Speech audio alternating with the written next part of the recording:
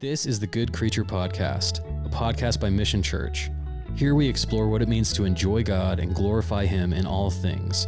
Whether it's through art, culture, or the everyday moments of life, we want to walk with wisdom and discernment, seeing His light in all things.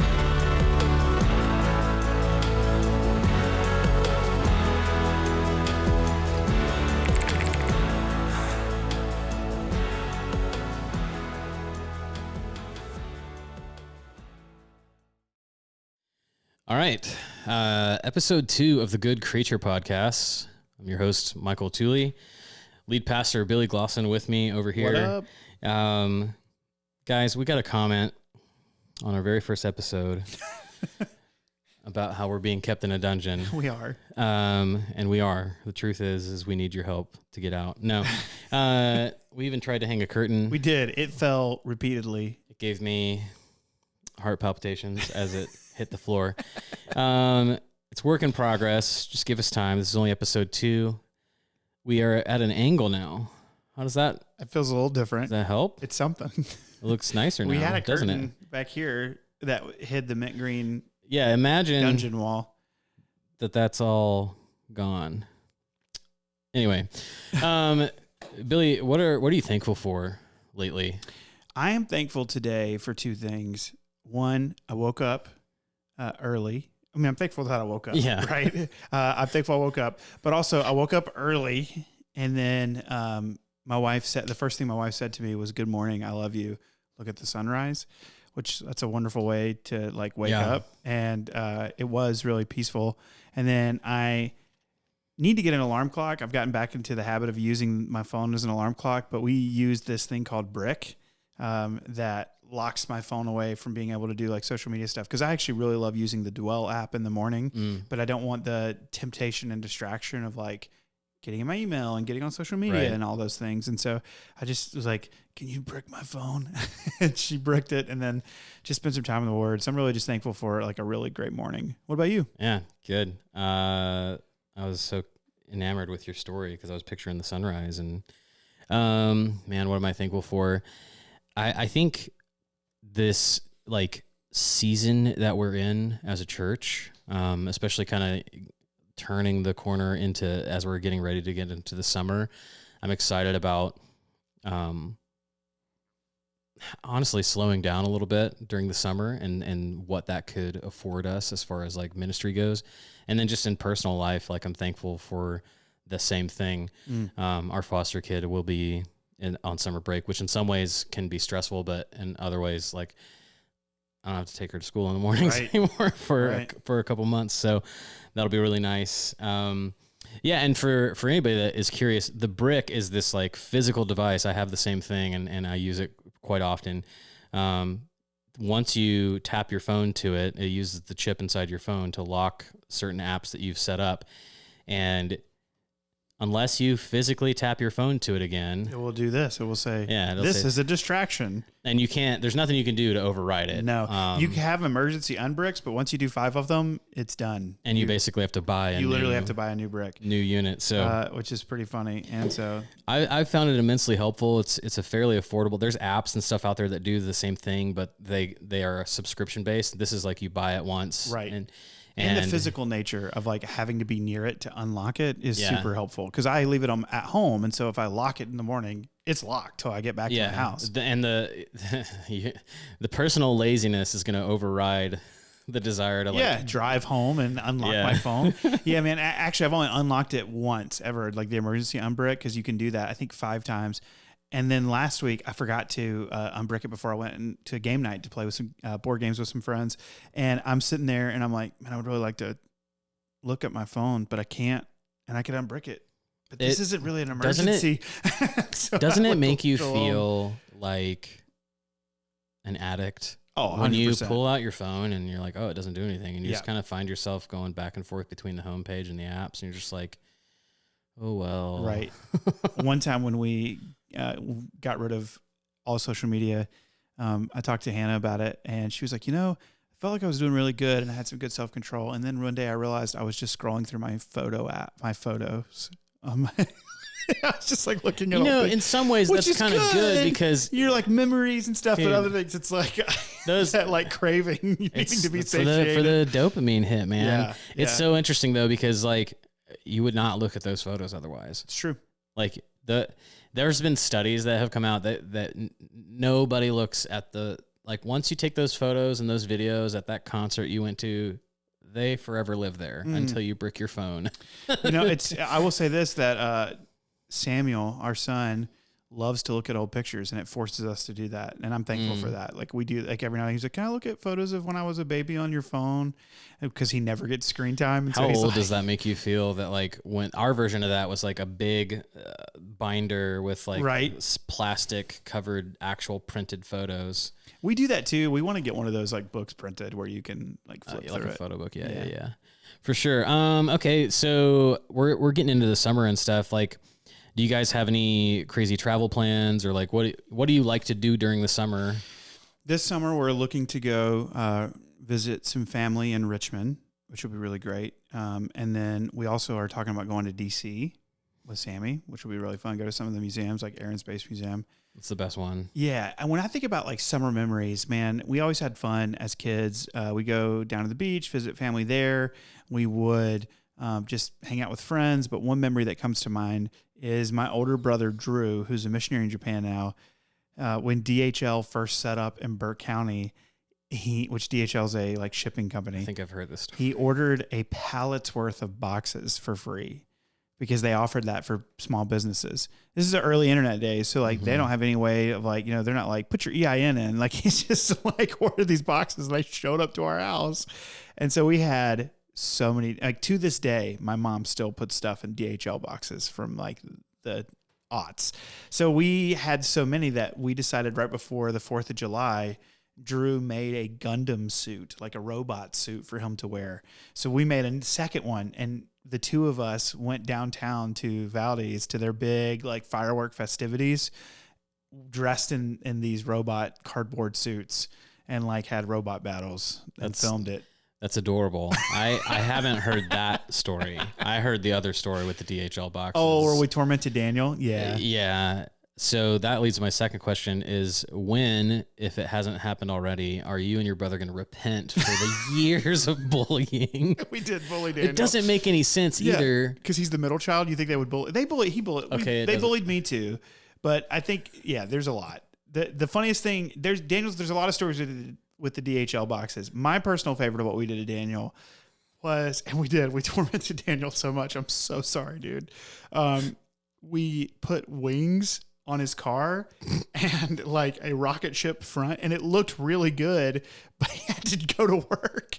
And so he came out and he was so upset. We was like, just take off, dude. You can fly. And he just time to launch. Like ripping him off. Launch into singleness. Oh, it was great. What about you? What's a good summertime memory? Man, the thing that comes to mind is for whatever reason, I don't know if it was like they were arguing with her or what, but my sister, like we were going on a family vacation and for some reason she was like allowed to bring a friend. But it was my first time going to Colorado. So that was epic. That is what made me want to live in Colorado when I got done with college. And we had this Ford Aerostar like minivan that mom and dad took in order to make this trip the most comfortable it could be. We took the middle seat out. And so we just had like all this leg room. We had this back. Well, we sat on the floor. So it was like, it was like riding in a poor person's camper. Like a little we were poor. So yeah. So we had like blankets and it was like, we could stretch out and like enjoy the trip. And definitely fall asleep pretty easily, like on these long stretches of road. Cause we were living in, Georgia at the time. We drove all the way to Colorado and it's a long drive and had a week at Estes Park, the YMCA, the Rockies. So that's probably like, I don't know, easily top 3 of my memories. Yeah. And that's on my bucket list too, to do as a family. Like someone mentioned the YMCA at the Rockies too. And it's just something I think I really want to do. They have like discounts and stuff. So you should look ministers. into it. Yeah. I want to look into it. So, and they have discounts for foster families as well. Cause I've looked into that. Well, you're also a pastor, so. Yeah. Double discount. Yeah. Double discount. Dude, I got up, I'm trying to get back into the gym Get that beach bod. We tried to be swole mates, but I got a free membership to the Y, and you don't love the Y, so. Yeah, well, I want to work out with people my age. That's very fair. So yeah, I'm a little sleepy. We should take a little break and make some coffee. I agree. Let's do it. Let's do it.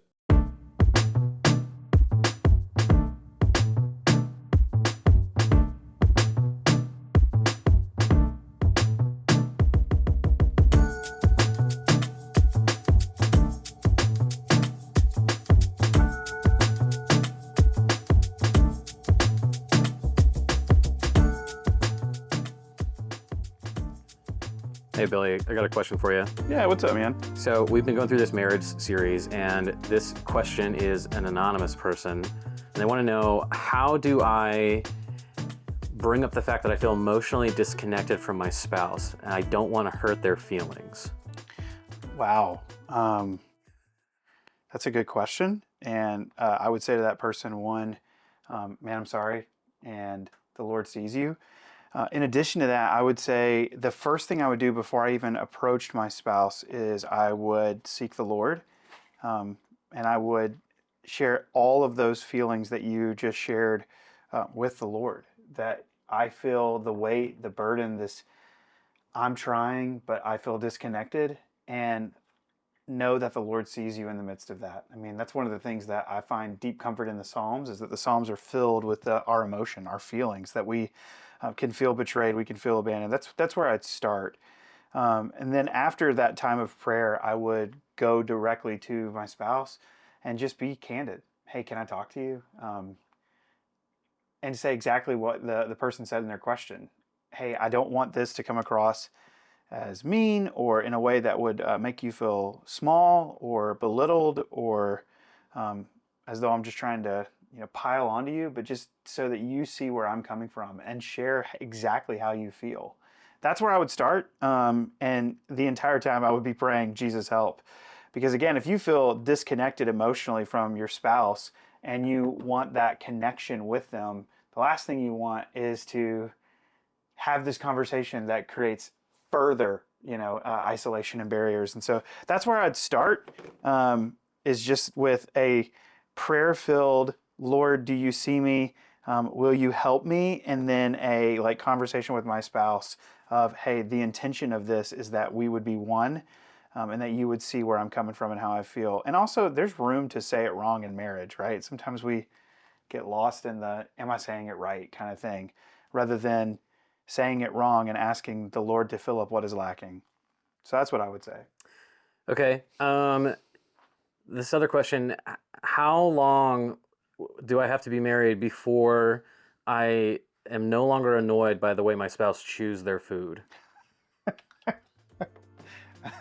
Was that my wife asking you that question? That's funny. I mean, Jesus said when the disciples asked Jesus, how many times do we forgive? And he says 70 times 7.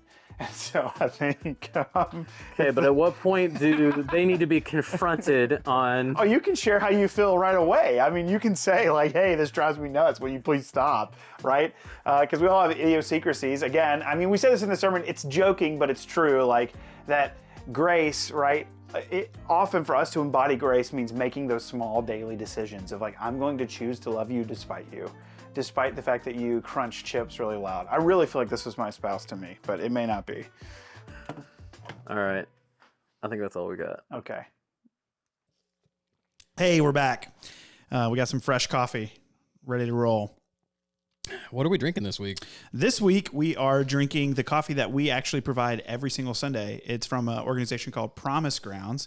And so we met them at the Acts 29 National Conference last year. And so we love coffee. We for a long time have used Little Guatemala coffee, which we'll probably feature again on here. We originally started as a church there. We love them. But as we were looking into buying more and more bulk coffee, we started looking into other options. And we got a really great conversation with Promise Grounds, and they do some amazing things. For every bag of coffee we buy, we're helping them to put money into missions, and we love that. And then also the way their organization works is you can buy Mission Church coffee. So you could buy like coffee for the church. And so it's a way that you could do it, or you could buy a bag for yourself, and like that money goes to us. So we can wait for us to like raise money for the youth group or mission trips. They have a program called Tithing Together. And so basically we have these QR codes that you can scan in our fellowship hall. And if you like the coffee and you're like, I just want to get this for my house and do a coffee subscription, which I highly recommend. It's really good coffee. Yeah. But yeah, if you scan the QR code, you can order it for your house, and they'll take a percentage of that sale and put it towards our cost of coffee. So, and if you like cool our coffee on Sunday mornings, the blend is the Lord is my light and salvation, which is pretty great. And I will say, man, and their bags are really aesthetically pleasing. Like we have like the giant 5-pound bags, but even still, like there's a lot of intention in everything that they do. So we're big fans of them, and they make really good coffee. Yeah, this is like I remember when I was talking to Jordan, the founder, and I said, me and my pastor prefer single origin light roast. Most of our people like dark roast because they want to put cream and sugar in it. Exactly. And so this is actually a blend of that. And so it's kind of a middle of the road medium roast. And it works really well, like, cause it's very, I will say I've gotten a lot of like praise for our coffee. A few people have like been like, what is this? It's really good. And so, not for nothing, but one of our values here is hospitality. And we quite literally, Jesus brought the better wine. So we don't want to brew Folgers coffee. We want you to have a really great cup of coffee and facilitate and foster good discussion and like engagement with the sermon. And so we want you to have delicious coffee. And if you like Folgers, it's okay to be wrong. Right. There's grace. All right. We are in the middle of a sermon series. We just got done with the second sermon, our series called Marriage on the Rock. And you picked just like the easiest passage to go through last week. So easy. Talking about what theologians will call the doctrine of complementarianism, that God made us in equal value, male and female, but he gave us specific roles in order to complement one another in a marriage in a way that I think your big idea was that marriage is a living parable of Christ's love for the church. And so you started out with this killer question, or statement, actually, not a question. You said most of us don't experience love early on, but compatibility under ideal conditions. And man, that hit me pretty hard. You know, Rachel and I are very close. We're less than a month away from our anniversary, and I've been like fighting senioritis because I like it's our vacation and we're going to celebrate 15 years. And I am the more like hopeless romantic. When did you guys get married again? June 5th. Man, 10 days later is us. Yeah. Yeah, because we're trying to plan our anniversary too, and we're just like looking at the dates and stuff. So yeah, it's just wild. And we're celebrating like the week after, right? Because of the way that you want to you want to go on our anniversary. It's when the cabin was available. I don't know what to tell you. Be a better planner. Yeah, that's fair. Touche. Touche. I jumped I waited like the 2-week period for this Airbnb that this lady does a ministry for, and I texted her right away. I was like, all right, when can I get back on the calendar? So and that's awesome. She threw out June dates, and I was like, oh yeah, that's our anniversary. Like that might be nice. So, but I get reflective around anniversaries, as I'm sure anybody would, but like I get like really sentimental. I think back on like the wedding day and everything like that. And it's exactly right. Like I think there was like, if there was any love between Rachel and I, it was because of God's grace that, you know, I did have a special affection that I wanted the best for her. And I believe that there's real love in that. But if I was being honest, like looking hindsight, it was like, we were compatible. I loved being around her. I liked the way she made me feel. Right. Like, my grandpa called it electric butterflies. Wow. I mean, so it's true. Like there's that like early on, like kind of like affection that is almost like infatuation. And it doesn't last though. Right. So you said marriage is not about perfect compatibility. It's about covenant faithfulness. So how does this kind of play out in our everyday lives? Like how we are tempted to prioritize comfort over commitment, why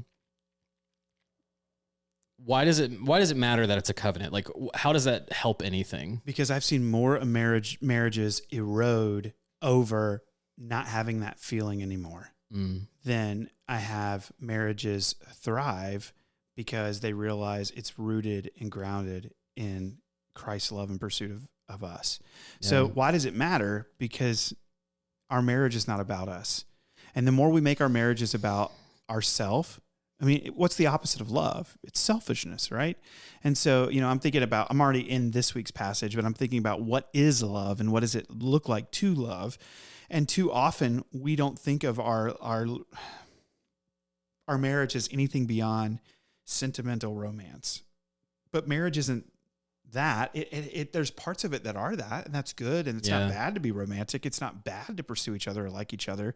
But if that's all that it is, it will not sustain.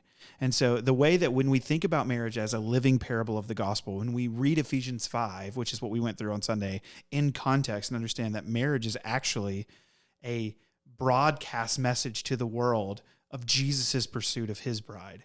Right. Then we have a totally flip turn understanding of like, my marriage is not about me. It's about me dying to self, making much of Jesus by loving this other person. Yeah. So. Yeah, it's interesting. This is sparking I'm reading a book right now called Catching Foxes, and it's geared more towards like premarital counseling. Like that's what it's designed for. And because of that, I'm like looking for practicalities, and so I'm like, man, this is kind of slow moving. But I just got to this chapter where he said something that was new to me, where he's looking at Adam and Eve in the garden, or he's looking at Adam in the garden and says that it's not good for man to be alone. And so the author asks this question, like, what did God see that he thought was wrong with Adam's situation? It wasn't that Adam was lonely. It was that if Adam only had himself, he wouldn't have a helper. And so because God made him in his image, Adam shouldn't be alone because God is 3 in 1. But secondly, so A, to bear God's image, but B, because if all he had was himself, that's all he would think about. Yeah. And that like rocked my world. I'm like, oh man, just thinking about like, yeah, all I have to do is meet my needs. But our God is not like that. Right. Our God is all about our needs, like continually. And it is like this, when you see God's covenant with us, it is a decisive action and commitment, no matter what, like come what may. For sure. You said this other thing, grace isn't a passing feeling. It's a daily decision to love you as you've been loved. This question, when have you had to choose grace instead of wanting to feel it? Man, I think it's the hardest when you feel as though you've been wronged and you are right. And so in marriage, that comes up all the time because, again, you have two imperfect people who are both sinners and both selfish. And then you add other people to the mix, like children. Now, all of a sudden, all of my kingdom is being infringed upon. And so when the rules, as Paul Tripp would say, when the rules of my kingdom are broken, I want this person to pay. Now, like, something I'm prone to do is like, I kind of want, like, I want you to feel bad. You know what I mean? I want you to feel bad that you hurt me or did something I don't like. And so, man, in those moments, I think it's very difficult to choose grace, right? And often too, like when we extend grace, are we actually extending grace, or are we extending like, I'll be the bigger person? Yes. And like we I will humbly apologize. Yeah, I will show you compassion, and then we expect this like melting. Like I don't know if you've ever had this moment. I will be the Christ-like person. Right. I don't know if you've ever had this moment where you've like been like, you know what, I'm gonna like lay the sword down a little bit, and you threw it out there, and then it wasn't reciprocated. Because then you're like, I'm going to pick the sword up. And I was like, well, I guess this is what we're doing. You know what I mean? And you get you can power up a little bit in the argument. So give me like, if you're willing, give me like a real life example. So like, give me an example of, I'm going to choose to punish you with my whatever, with my sulking, or I want you to make you feel bad. in your actual real life between you and Hannah, if you're willing, and then give me an example of a time either one of you actively fought to just like be gracious. Like there was no, and when we say grace, like a lot of times I feel like we can easily mistake grace for a free pass. Right. But that's not biblical. Biblical grace is you're absorbing the wrongdoing based on no merit. Yeah. The example I think of is Hannah was honest with me that she was like, hey, it's a tough week. I'm feeling a little overwhelmed, feeling a little maxed. Our schedule's really full. House is kind of a mess. Sam is a lot. Like, can you help? And I, being noble, decided I would help. And so I like went on my way to clean up, did all the dishes and everything else, and thinking my wife would see this and be like, great are you, Billy, among men. Look at Look at my love. Yeah, gleaming in the sunlight. Yeah, look at you do these things that I do on a regular My knight in basis shining and armor. want like a pat on the back. So she was instead her exact. I remember, I'll never forget this. She said, "Why are you doing this? Like, what's going on? What do you want? Yeah, like what do you want? Like, are you like wanting to go hang out with someone, or like what do you need?" And I was really frustrated. I was like, "Can't you just like praise me?"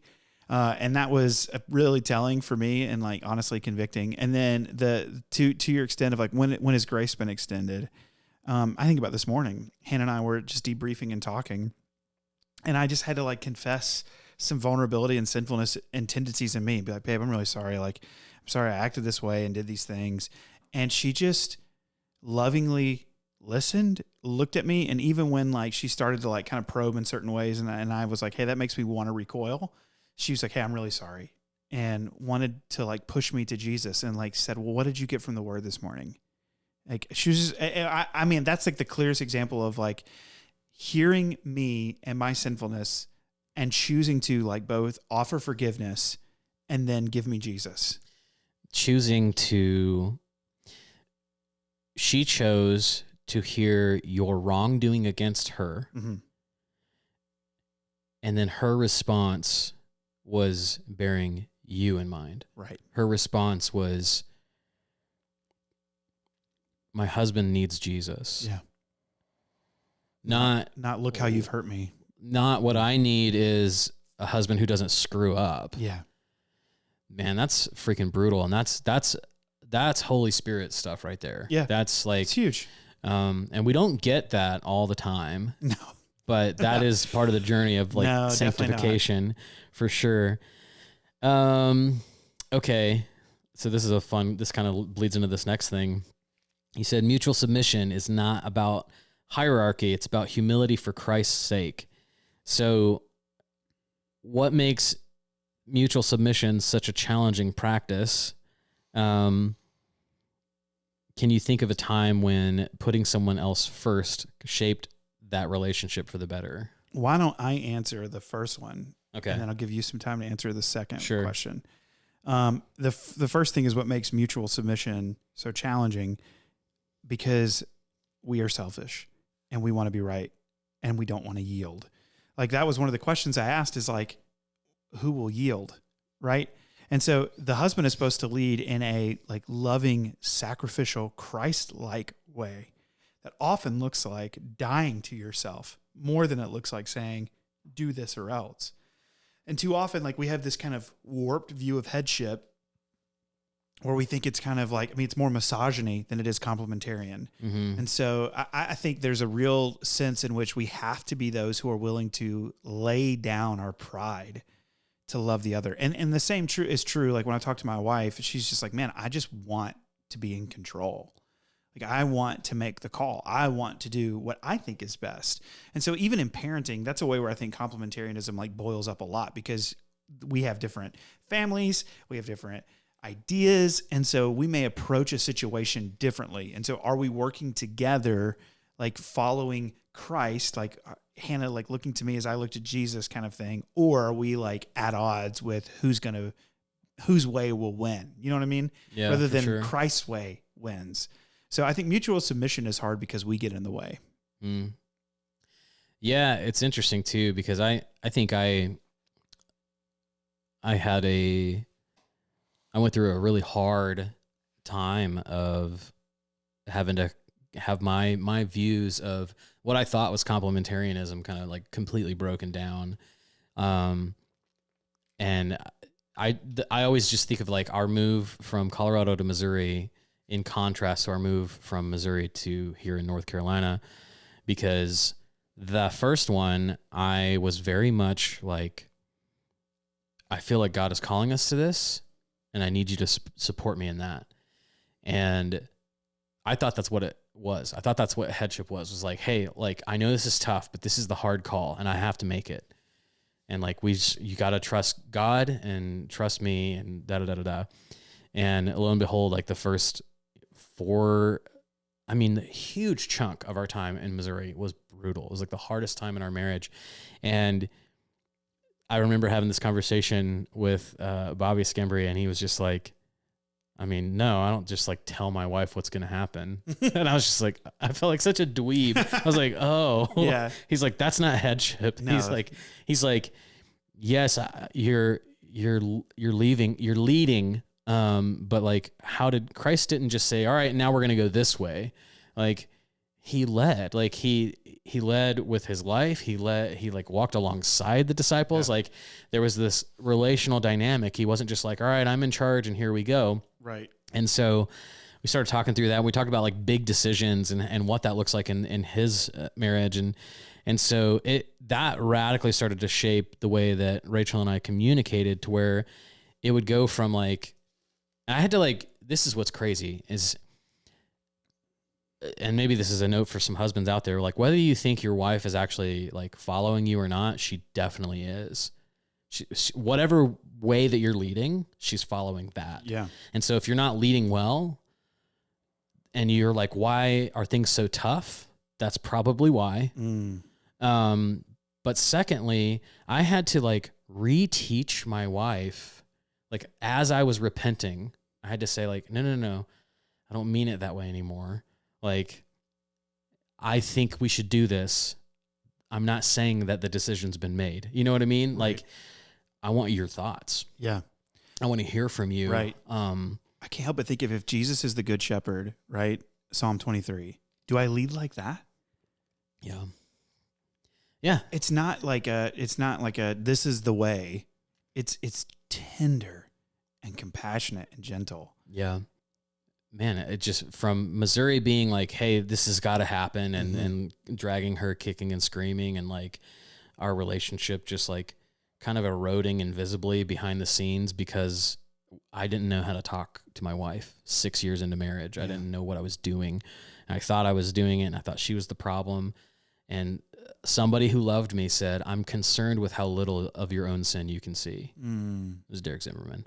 Wow. So fast forward, we're sitting at the corner of, I can never remember the street name. I just remember Alpine Dentistry is right here on the right-hand side. We had just left the Maticas, and I said, I think, here in Morganton. I think God wants us here. Yeah. I said, I think God wants us here. And that's like right near Thornwell, right? And Rachel said, me too. And it was just like this beautiful, redemptive story arc. Yeah. It's absolutely oneness. And like, has it been all roses and peaches since we moved here? No, but like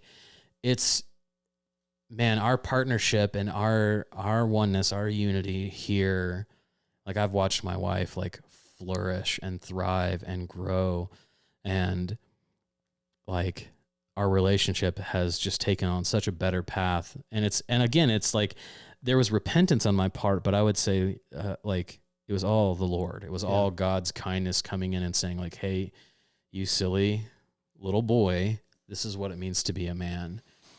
That's good.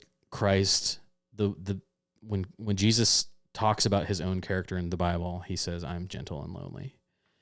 So yeah, kind of wrapping up this section, I'd like us to get more into some like really practical helps for people that are like, you know, we're kind of in the theological realm of like what Christ has done on a lot of stuff. It's like, okay, so am I just supposed to do the dishes more for my wife or what? You know, you said Jesus moves towards you again and again. He invites you to do the same for your spouse. So we've kind of already talked about what keeps us from moving toward others when we've been hurt, but like So let's talk a little bit about how the gospel empowers us to make the first move. Yeah. I think, again, it's getting your eyes off yourself and your eyes on your spouse. So a great question to ask, and maybe even like write this down, is what does my spouse need? What does my husband need? What does my wife need? Before I answer the question of like, what do I need? You know, for me in the morning, it's like, I got to get my lunch. I got to make sure like I know what the plans are this evening. What time do I need to be back? What does my schedule look like today? Before I get to that, what does Hannah need? And so if we start from a place of that, of like Philippians 2, like the Christ hymn of like considering others more significant than ourselves, what does my spouse need?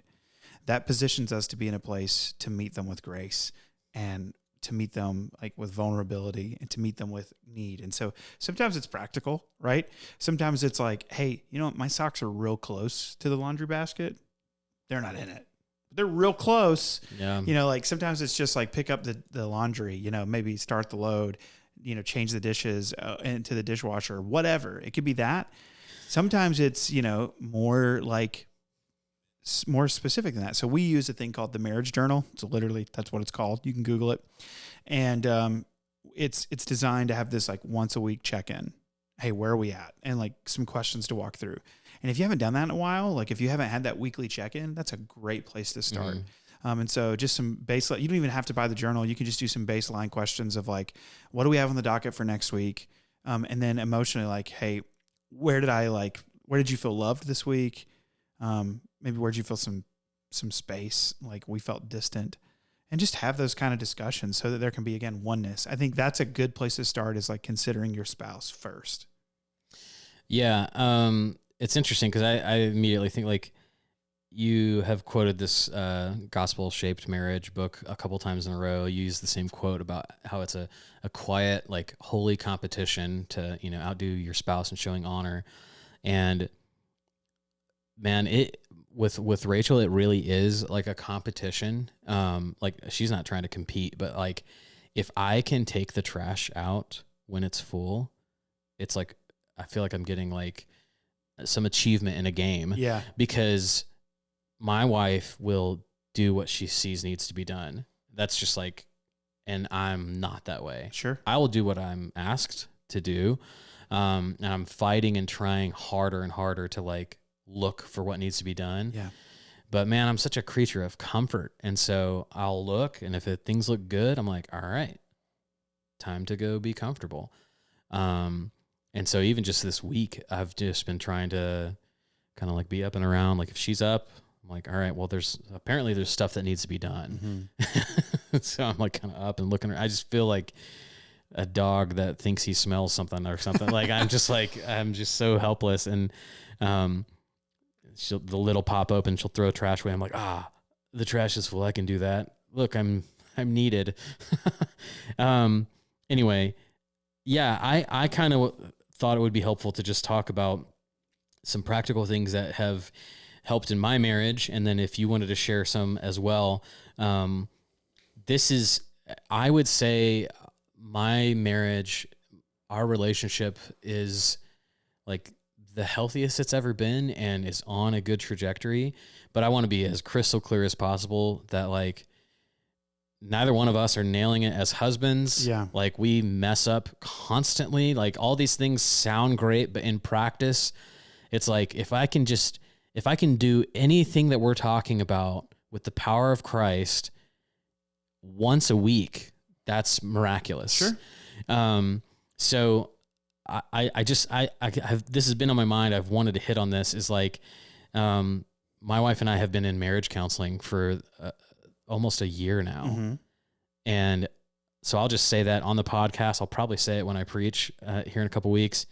Some of you should be in marriage counseling. 100%. Some of you should have been in marriage counseling like a long time ago. At the very least, get paired up with another couple in the church that is in a healthier spot and talk to your pastors, talk to your elders about that. But like find a biblical counselor. We use a company called Gospel Care Collective that is just stellar. Yeah, they're great. And so it's not in person, but I don't notice a noticeable difference for that.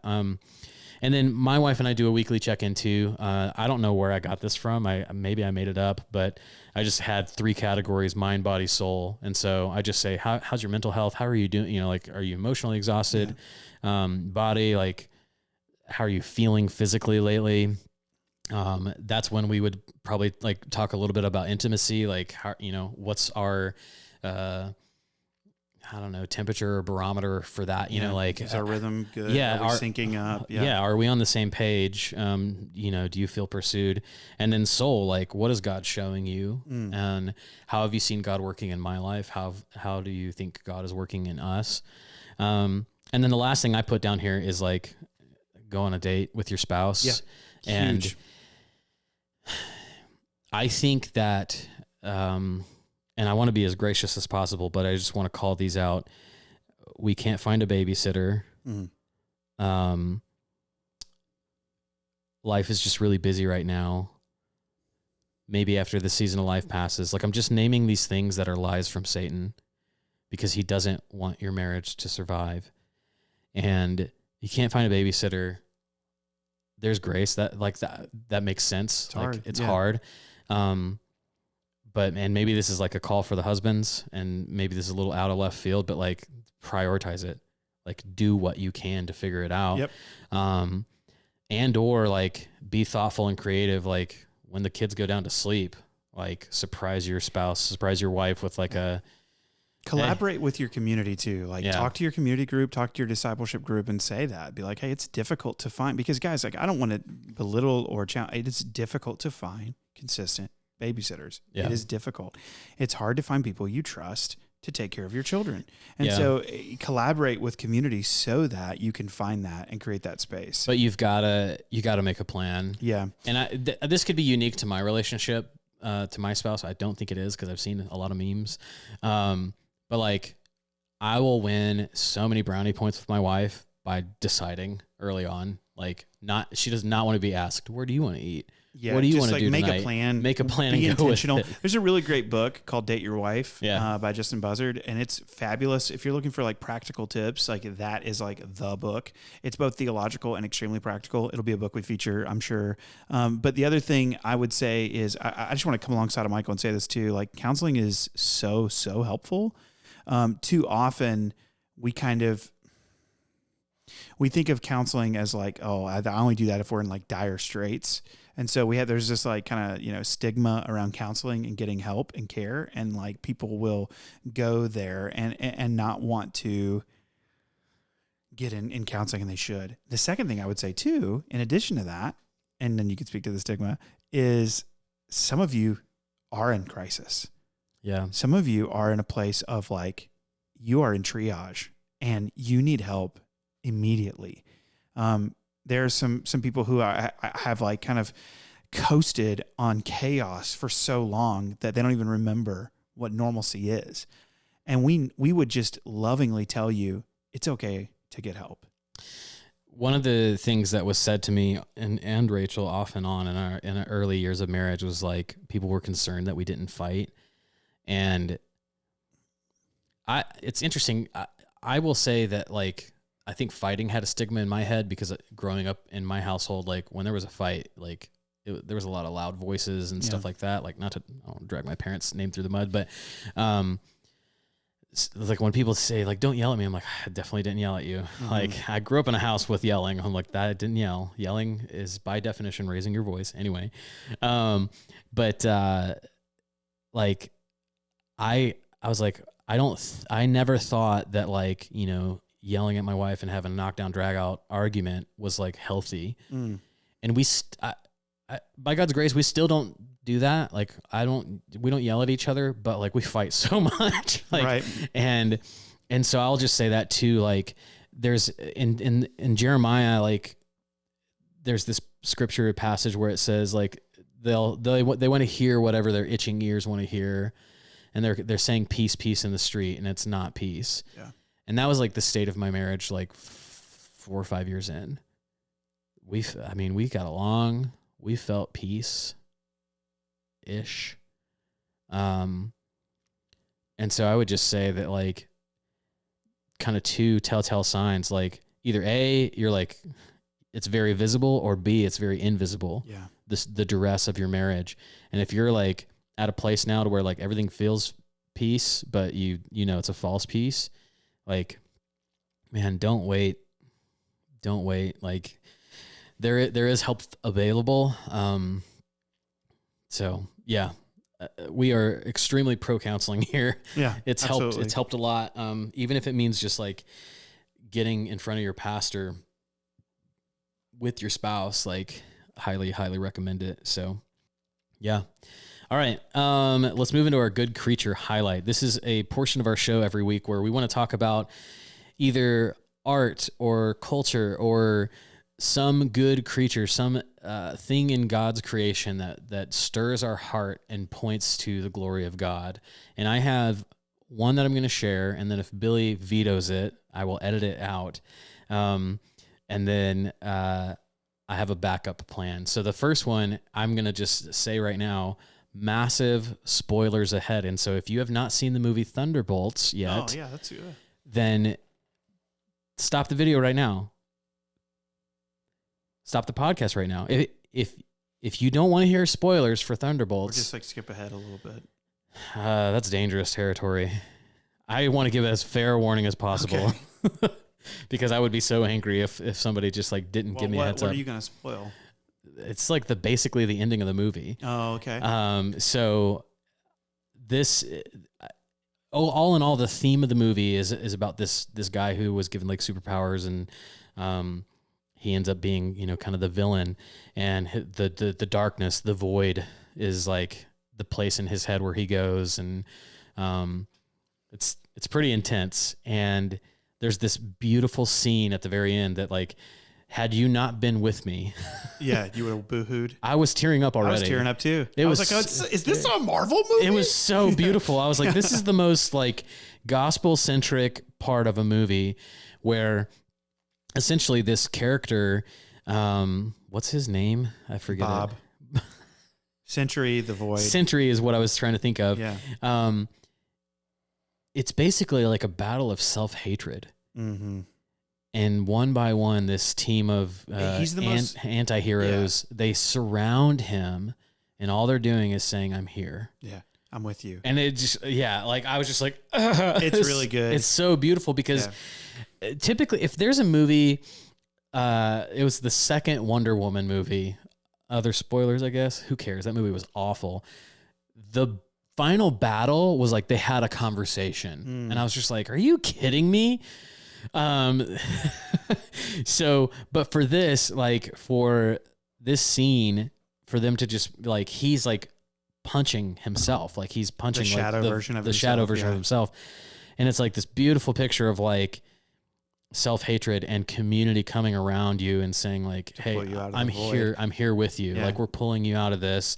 Like, and it's, I thought, I was like, man, this is what the church does. This is what my community does for me, is they help me get my eyes off of myself. Gotcha. They help me get my eyes off of like the darkness within. So I thought you were going to spoil the name, that it's like the asterisk is that they're the new Avengers. No, but that's a pretty major thing too. Yeah. Man, I will say, like, I love that movie, and as a comic book nerd, I was extremely satisfied with the way they presented Sentry, because he's easily one of the most complicated Marvel characters in all of the comics, and they did him a lot of justice. Mm-hmm. That's exactly the problem. Is it's like he's like mega powerful, but he also has this dark side, like, that is super dangerous, and so they don't really want to call on him ever because of the temptation of him becoming the Void and it being bad. Right. So, and so like early on, and I took everything in me not to like nod and like, you know, elbow you, but when he is speaking to the Scarlet Widow now, or which is not, or it's not Black Widow, sorry, the Black Widow, Scarlet Witch, gets confusing, the Black Widow, and he says, yeah, that darkness, it's like a void. It took everything in me not to be like, oh, he's gonna become the Void later, and because you would have been like, what are you talking about? Yeah, I don't know anything about it. Anyways, it's a good movie. I would say easily, arguably my favorite of this phase.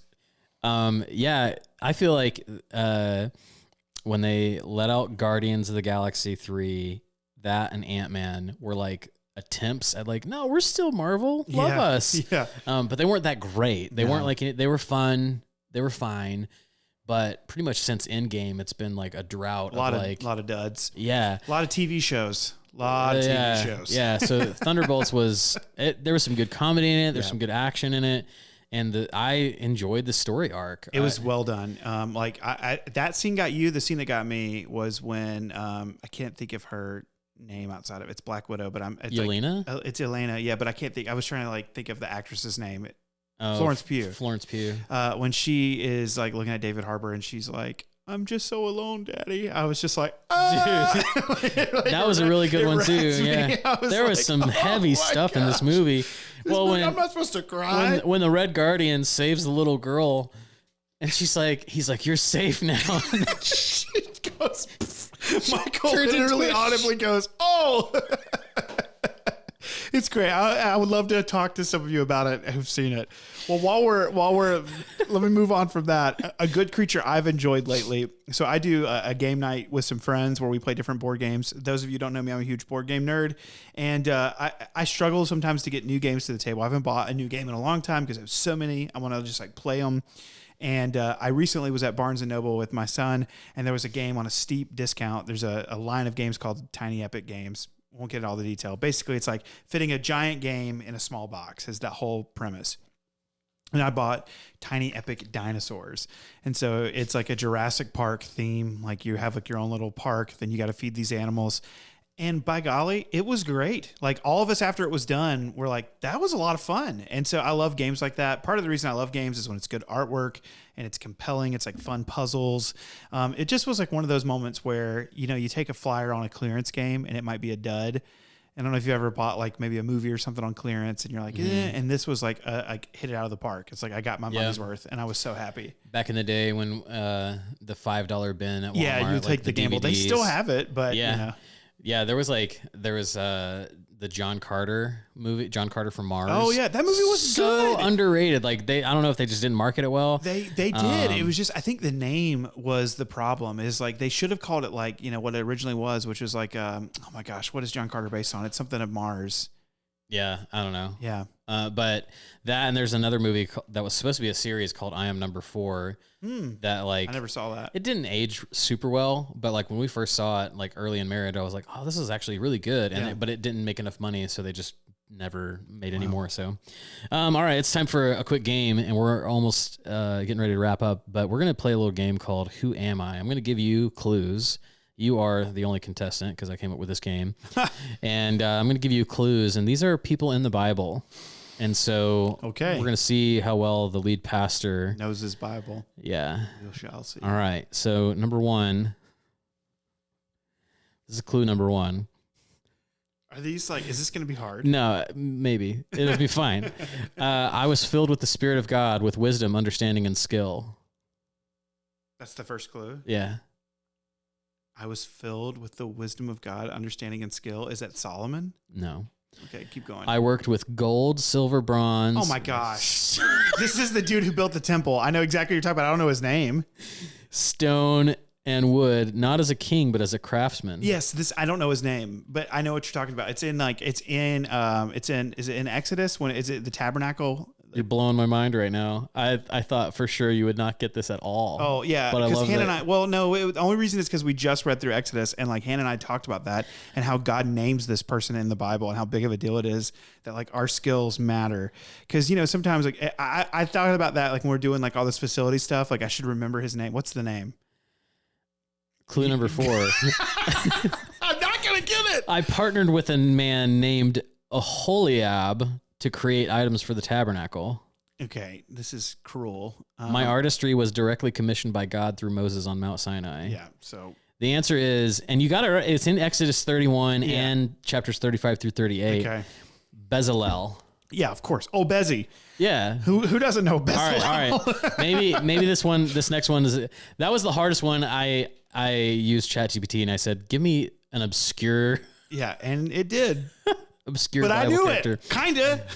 Dude, I mean, when you said Exodus, I was like, dang, dude does know his Bible. I need to go read my Bible.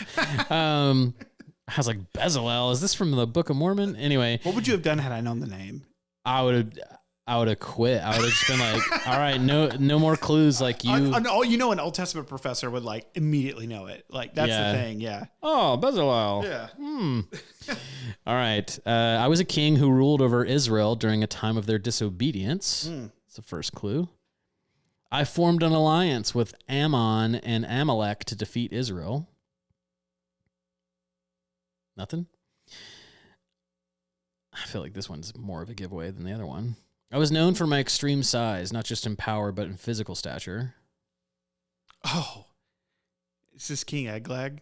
Like, Close, but am I saying it wrong? Yeah. It's who Ehud killed? It's Eglon, yeah. Eglon, King of Moab. Yep. Eglon, yeah. These last two clues. I received a secret message from a left-handed man alone in my private chamber.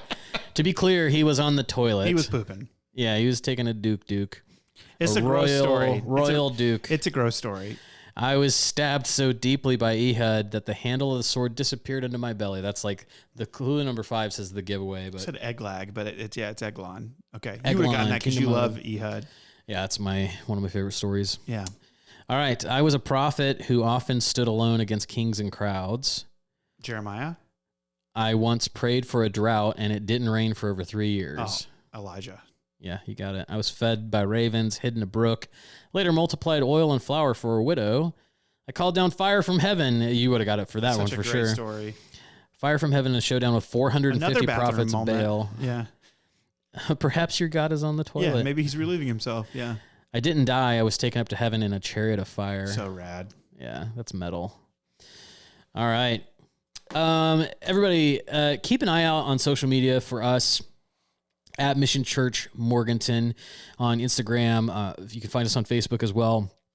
If we get enough traction, we might make a separate social media account for the Good Creature podcast. Yeah. But for now, that's where you can find us. We are going to be posting a Q&A box on social media every week. And so if you have questions about the podcast or if you have just a question for the pastor for that segment, you can put those in. We want to engage with you guys. We want to hear from you guys.